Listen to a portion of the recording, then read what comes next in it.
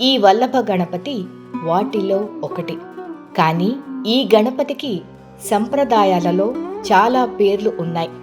లక్ష్మీ గణపతి, మహాగణపతి మరియు వల్లభ గణపతి 3 రూపాల్లో ప్రసిద్ధి చెందారు. వల్లభాయ్ రాక్షసులను లెక్క చేయకుండా ఓడించడానికి శివుడి నుండి వరం పొందాడు. గణేశుడు వల్లభాయ్ కోపాన్ని అణిచి అతనికి దీవెనలు ప్రసాదించాడు. దీని తరువాత గణపతికి వల్లభాయ్ వినాయకుడు అని పేరు పెట్టారు. ఇది ఒక విరాట్ రూపం. అలాగే ఈ స్వరూపం లలితాదేవి చిరునవ్వు నుండి ఉద్భవించిందని పురాణాలు చెబుతున్నాయి. గణేశ పురాణం ప్రకారం 4 యుగాలలో 4 అవతారాలుగా అవతరించాడు. కృత, త్రేత, ద్వాపర మరియు కలియుగం. కృతయుగంలో గణపతి కశ్యప మహర్షి మరియు అతిథి దేవతల కుమారుడిగా అవతరించాడు. రాక్షసులను నాశనం చేసి ధర్మాన్ని స్థాపించాడు.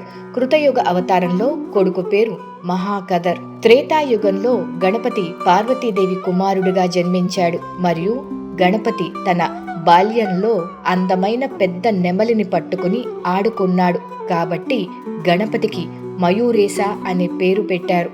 ద్వాపర యుగంలో గణపతి గజాననగా జన్మించాడు మరియు ప్రత్యేకంగా పరాశర మహర్షి మరియు పరాశర మహర్షి దేవత వత్సల చేత పెంచబడ్డాడు. కలియుగంలో గణేశ పురాణం ప్రకారం గణపతి శివుడు మరియు పార్వతీదేవి కుమారుడుగా వచ్చి చెడు ఆచరించే వారి చర్యల నుండి మరియు ధర్మాన్ని ఆచరించే వారి బాధల నుండి అడ్డంకులను తొలగించాడు.